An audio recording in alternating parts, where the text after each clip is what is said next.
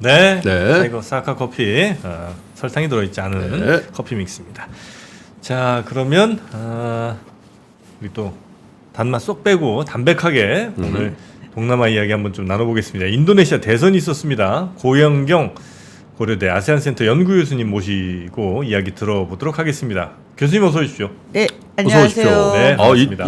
여기서 이렇게 같이 뵙기 거의 오랜만인 것 같아요. 예, 기업사 이후로는 뭐 그러니까. 처음인가 아닌가 싶습니다. 자주 오시면 좋을 것 같아요. 배경이랑 오늘 스카프 색이 잘 어울리네요. 네. 스카프의 여왕이죠.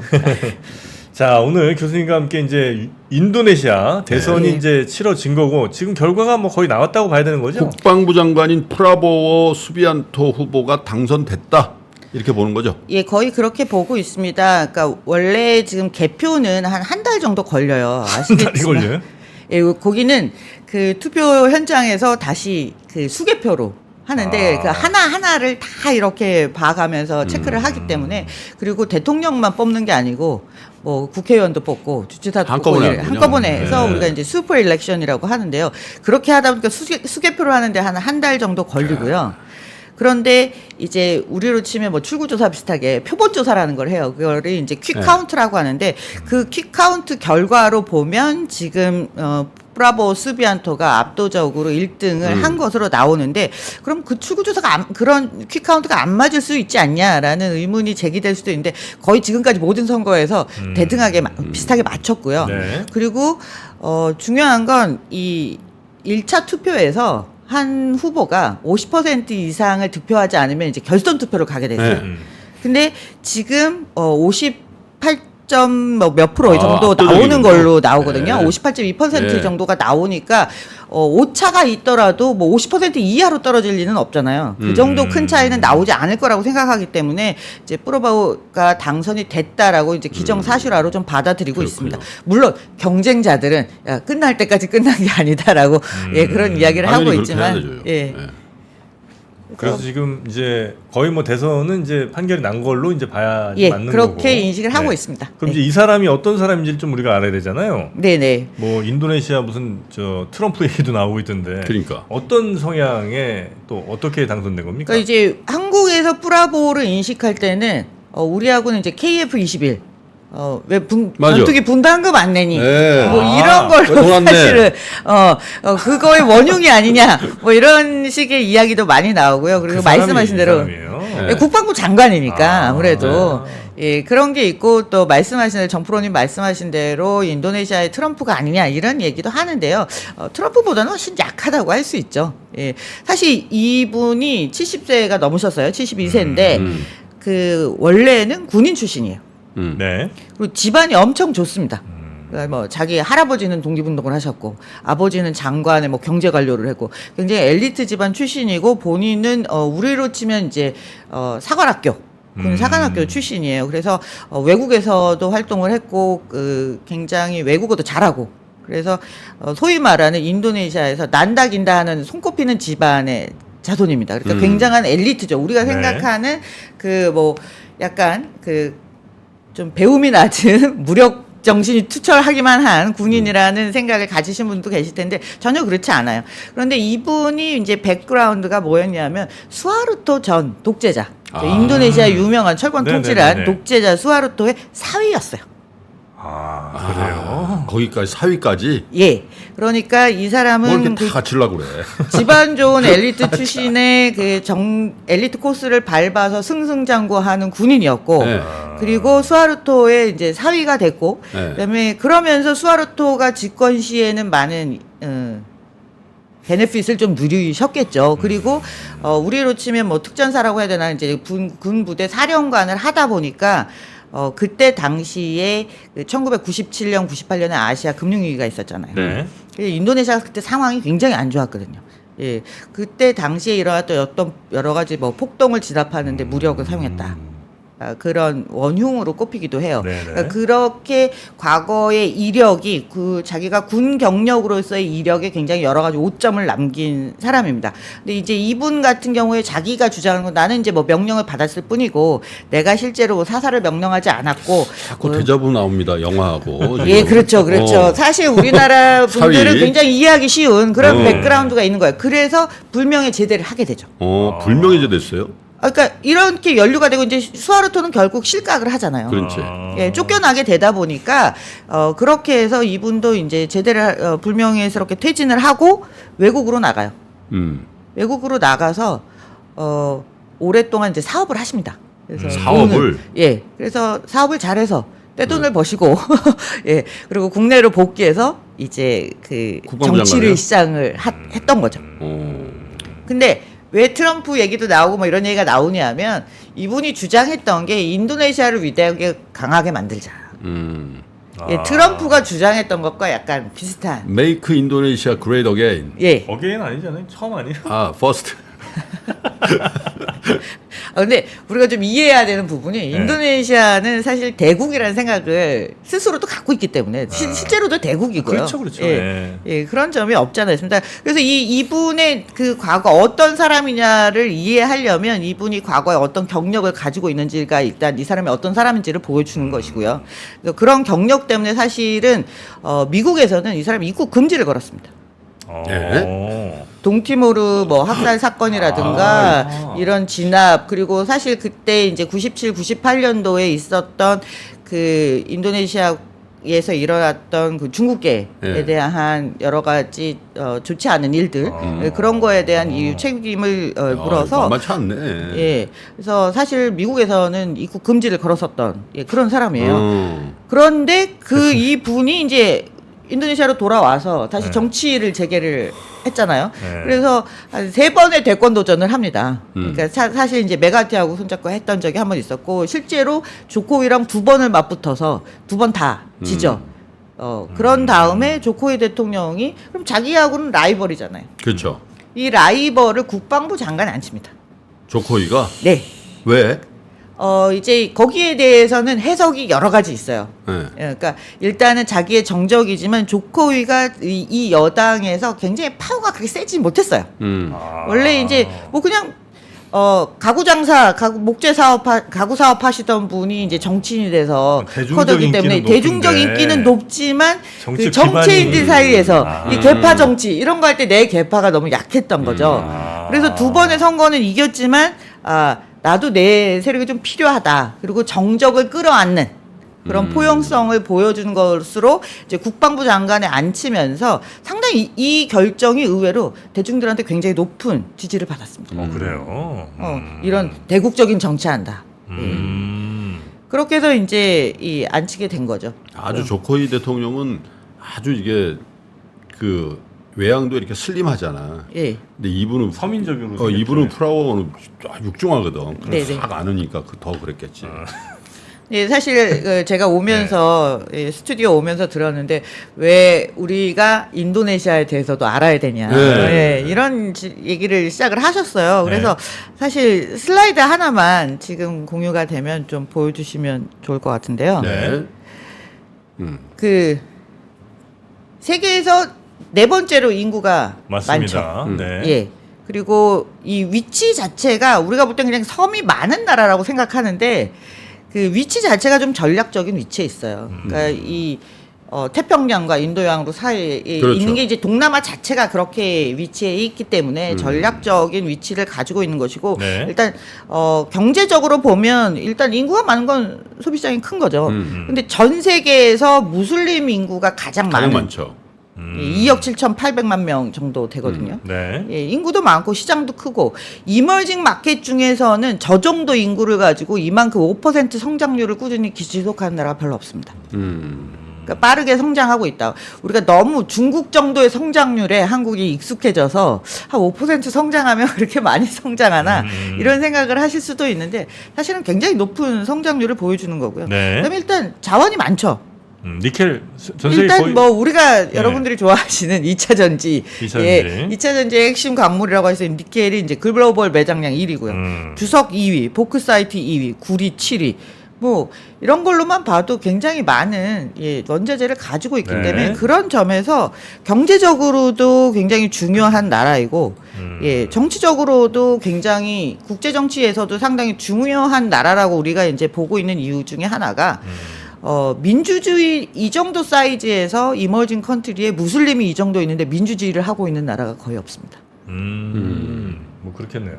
중동 우리가 이제 무슬림 컨트리 하면 중동이라든가 중앙아시아를 생각하는데 그러니까 자리 잡힌 민주주의를 하면서 경제 개혁도 잘 이뤄왔던 나라로서는 굉장히 상징적인 의미가 있고요. 네. 또 지정학적인 얘기를 요즘 굉장히들 많이 하시는데 글로벌 스윙 스테이트라는 표현을 많이 씁니다. 인도네시아를 두고 중국과 미국 사이에서 중국과 미국 사이에서 우리는 항상 생각하는 게 요즘은 이제 뭐 인도라든가 뭐 사우디아라비아 이런 얘기들 많이 하는데요. 인도보다는 사이즈가 작긴 하지만 자원을 많이 가지고 있고 전략적 위치라는 걸 생각하면 글로벌 스윙 스테이트라는 표현이 저는 부족하지 않다는 생각이 들어요. 하긴 인도는 뭐 자원은 없으니까.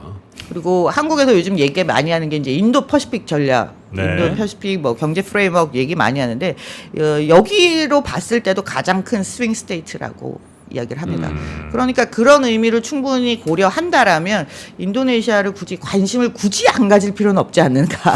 우리랑 교역이 현재 많이 좀 예, 저희 되나요? 우리랑 교역도 당연히 많이 하고요. 특히나 한국이 웬만한 나라에서는 결국 무역 흑자를 좀 보고 있는 상태인데 예, 인도네시아하고는 그렇지 않습니다. 니켈 때문에 그런가요? 우리가 이제 워낙에 원자재 수입도 많이 하고 네. 하다 보니까 예.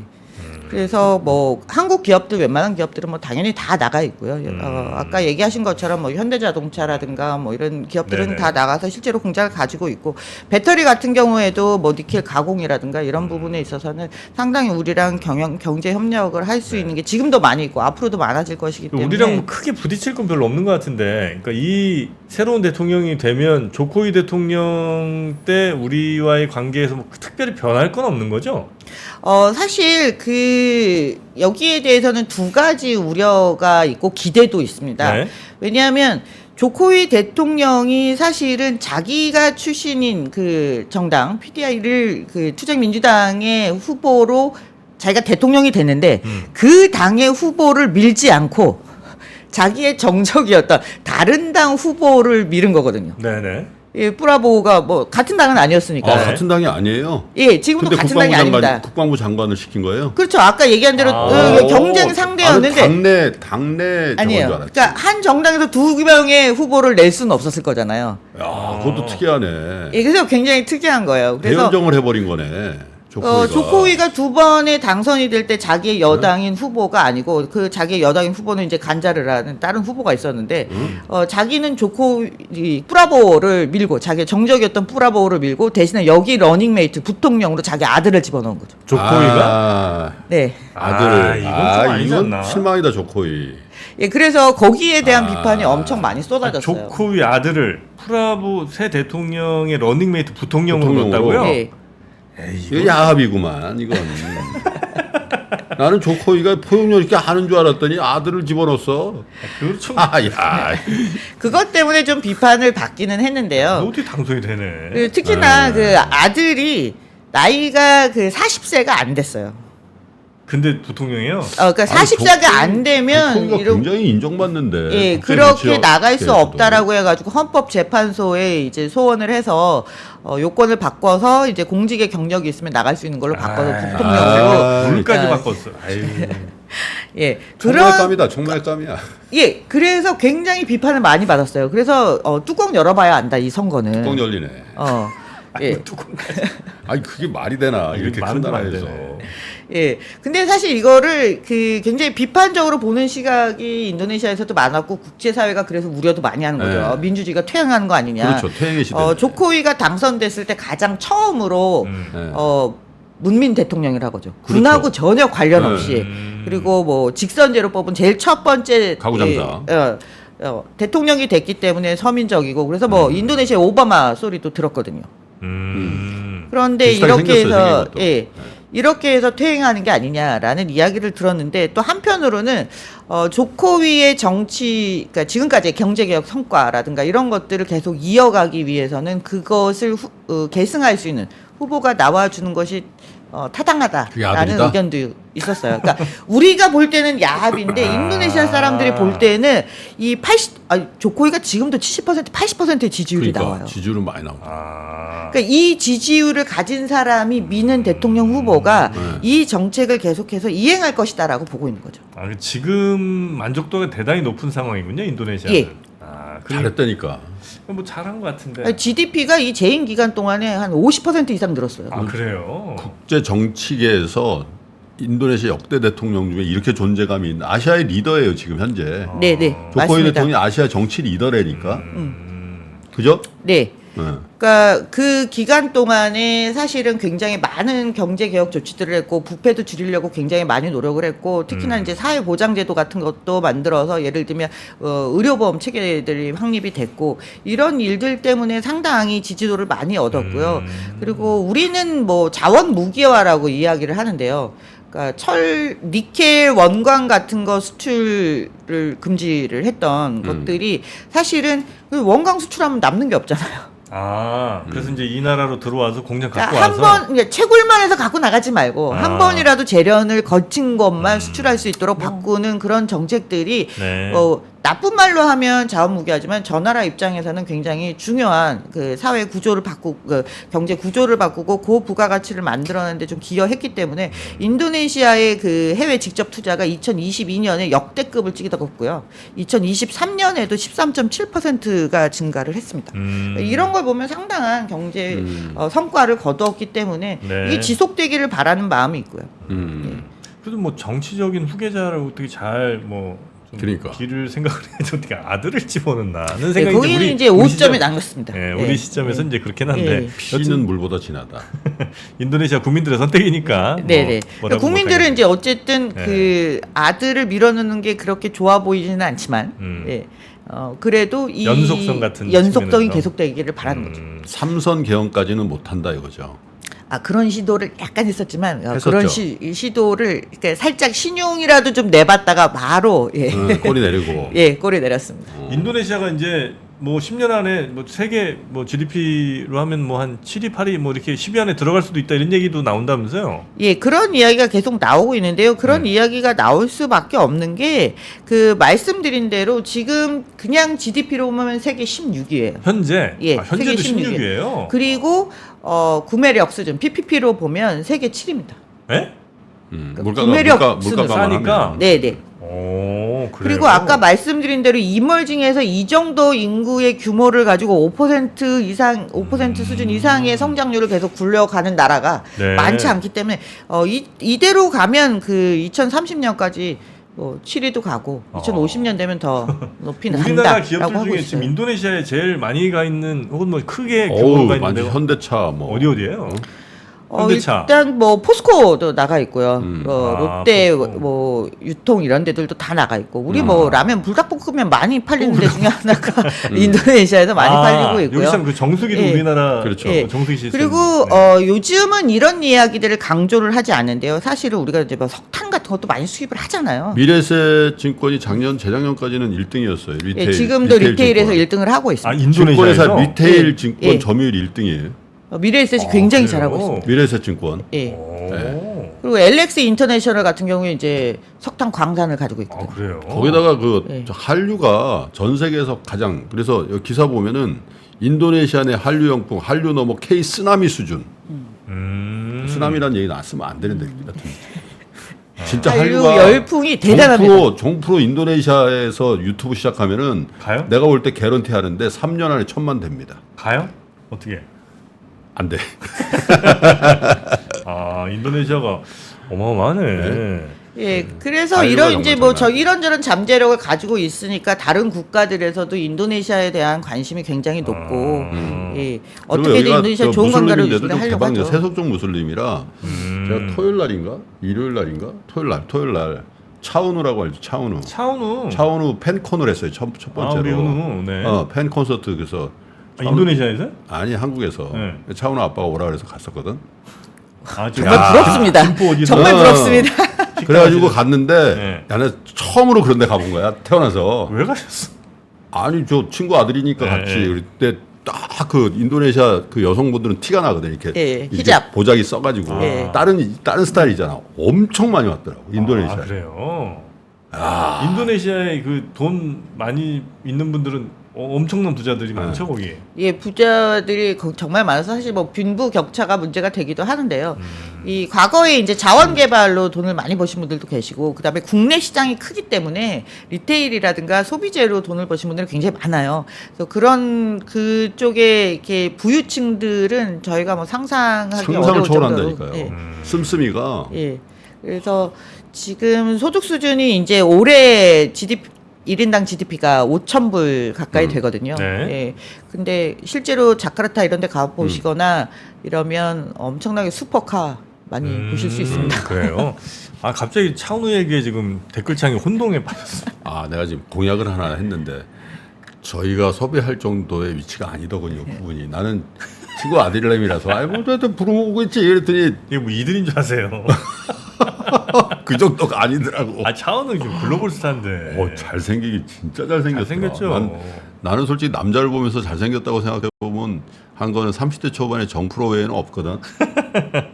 와, 근데 차원이 다른. 차은우 동생이라도 혹시 있으면 섭외 차원우 좀 동생은 내가 옆에서 술도 같이 한번 먹어봤어. 그 친구는 인턴에서 뭐 연예기획사 인턴하는데 걔도 잘생겼어. 그 동생이라도 한번 모셔볼까요? 형 걔는 얘기, 내가 오래면 온다. 형 얘기 좀 꺼내면 되지 뭐. 걔는 내가 오래면 올 거야 아마. 예. 차은우 동생. 아니, 근데 예. 고 박사님 모셨는데. 동생은 뭐 동우예요, 뭐예요? 아니요, 저도 차은우는 어떻게 좀 한번 만나볼 수 있는 기회가 없을까? 차은우 가명이 이씨야. 아 그래요? 아 난 차금우, 차은우, 차동우 뭐 이렇게 되는 줄 알았더니. 이씨야 이씨. 알겠습니다. 하여튼 뭐 인도네시아의 어마어마한 한류 열풍. 네. 뭐 그건 이제 아니 근데 한류가 진짜 장난 아니죠 거기. 예, 실제로 이제 쇼핑몰 같은 데 가서 보면 그 한국 특색, 한국 거리를 재현한 그런 코너들이 있어요. 진짜요? 섹션이 아예 오. 한국 거리. 왜 우리 뭐 일본풍 거리 있고 막 이런 것처럼 네. 한국풍의 한국 거리 같은 게 있는데요. 장사 엄청나게 잘 됩니다. 그래요. 아니, 사람들이 내가- 계속 거기 모여서 그냥 젊은 친구들끼리 거기서 뭐 시간 보내는 그 거구나. 커버 댄스도 하고요. 뭐 이런 거 굉장히 내가 많이 진짜 해요. 실제로 네. 재작년인가 벌써 재작년이네. 그 인도네시아 출장 갔었잖아. 그래서 루나마야도 만나고 뭐 다 그 만났는데 우리 한국으로 치면 이름이 헷갈리는데 한국으로 치면 유재석 같은 분 유재석 친구가 있어. 씨 같은, 네. 그래서 그 부부하고 식사를 했거든. 네. 근데 그 와이프도 연예인인데 나하고 같이 사진을 찍어서 사진 찍었어요. 그래가지고 자기가 인스타에 올려도 되겠냐 그래서 괜찮다고. 그래도 1시간 동안 밥을 먹고 나오는데 자기 인스타를 보여주더라 이렇게 네. 보여주는데 좋아요가 28만이 붙은 거야. 좋아요가 1시간 동안에. 아니 구독이 뷰가 28만이 아니라 좋아요가. 그래서 내가 이게 어떻게 된 거냐 그랬더니 자기 팔로워가 6천만 명인데 더 재밌는 거는 그 집에 메이드가 있잖아. 네. 그 집에 애들 봐주고 네. 이런 메이드가 있는데 메이드 팔로워가 200만이야. 진짜라니까. 그래서 그 집에 메이드의 팔로워가 200만이야. 그 정도로 인도네시아가 SNS라든지 디지털 예, 콘텐츠 소셜 미디어를 어마어마해요. 왜냐면 이제 무슬림이다 보니까 아마 여성들이 밖에서 사이버 뭘 공간에서 못하는구나. 이게 채팅하고 이런 거 엄청 많이 해요. 거기는 뭐 꼭 무슬림이라기보다 그냥 그 월드와이드한 추세이기도 한 것 같고요. 네. 엄청나요. 특히 이제 우리보다 젊은 층 인구 비율이 월등하게 높다 보니까 소셜 미디어를 하는 사람들도 많고, 사실 이번 선거에서도 뿌라보는 아까 말씀하신 것처럼 그 약간 얄쌍한 스타일은 아니고 되게 권위주의적인 아저씨의 모습을 가지고 있는데, 틱톡에서 뭐 이 틱톡 댄스 추고 한 게 네. 엄청난 인기를 끌었고요. 그리고 한국 스타일의 이 스몰 하트 있잖아요. 네. 응. 브라보는 항상 이걸 썼습니다. 그래요? 예, 한국 하트를 항상 썼어요. 아 정말 대단해. 그건 나가야 된다니까 인도네시아는 우리가 그러네. 아니 가야 돼요. 어떻게 거기 저 가사동의 분이 3%랑 비슷한 구독자가 200만이에요. 그 정도로 SNS가 큰일 엄청나네. 났네. 아, 그래서 네. 이렇게 마무리는 할 수 없고요. 근데 어쨌든 네. 오늘 인도네시아가 중요하고 대통령이 바뀌었는데 그러면 네. 경제에 미치는 어떤 네, 영향을 빨리 미치냐, 그거 마무리하겠습니다. 이거는 이제 마무리는 제가 네. 해드려야 될 것 네. 같아가지고 정책이 지속될 거라는 안정적인 거에 시장은 반응을 했습니다. 그래서 선거 이후 선거 날에 이제 휴장을 하고 다음 날 개장을 했는데 2.2%가 올랐는데 올랐어요? 최근에 가장 많이 인덱스 2.2%는 가장 많이 상승한 네, 거예요. 네, 네. 그러니까 시장이나 외부에서 볼 때는 이렇게 경제 정책이 그대로 이어지고, 그다음에 그 신수도 우리나라에서 가장 관심을 많이 가지고 있는 신수도 아. 이것도 그대로 이어질 거라는데 한 표를 새로 던졌기 지금 때문에 수도 만들고 있죠. 예. 그렇기 때문에 시장은 일단 안정적으로 평가를 하고 이 기조가 당분간은 유지될 것으로 보고 있습니다. 네. 민주주의가 퇴행할 수 있다는 우려도 약간은 있는데 브라보도 이번이 세 번째고 세 번째 도전에서 이제 성공을 한 것이고 이런 우려들이 있기 때문에 언젠가 자기 정치를 할 거라는 이야기들은 나오고 있지만 지금 당장 경제 정책에 있어서 뭐 확 변화를 시킨다라든가 외국인 자본에 대해서 뭐 다른 별도의 후속 조치를 한다든가 갑자기 자원 무기화를 정말로 실행한다든가 하는 일들을 성급하게 하지는 않을 거라고 저는 일단 예상을 네. 하고 있습니다. 글쎄 권력은 분점할 수 있는 게 아닌데. 그래서 거기에 대한 시나리오도 지금 사실 현지에서는 제가 네. 현지랑 여기 이거 오늘 프로 때문에 다시 이제 몇 분하고 통화를 했거든요, 네. 직접. 현지에서는 조코이가 그렇게 만만하게, 그러니까 필리핀이 지금 마르코스 봉봉과 그것도 두테르테 싸우고 딸하고 있잖아요. 네. 딱 부통령 네, 해가지고 네, 네, 대통령이 네. 된 다음에 지금 서로 싸우고 있잖아요. 네, 서로 또 싸우고 약쟁이라고 있죠. 욕하고 있는데. 네. 네, 너 약하지 않았니? 말면서 네. 하고 봉봉 두테르테가 이제 권력을 나눠가질 수 없으니까 그렇죠. 이제 유지하려고 하는데 과연 그렇게 재현될 가능성이 있다라고 보는 네. 이야기도 있지만 또 한쪽에서는 조코이가 그 정도의 시나리오는 생각을 갖고 하고 다른 시나리오도 보관을 쓰겠지 가지고 뭐. 있다. 네. 왜냐하면 이 이전에 그 메가하티하고 그 대통령일 때 한 번 탄핵되고 네, 메가하티 부통령이 대통령이 된 전력이 있습니다. 그러니까 흥미진진한 인도네시아 그러네요. 얘기. 재밌네요. 예. 네. 가끔 나오셔서 동남아 얘기는 진짜 리얼하게 좀 해주세요. 네. 여기서. 네. 자, 오늘 함께 해주신 고영경 고려대 아세안센터 연구교수님이었고요. 대단히 고맙습니다. 네. 네.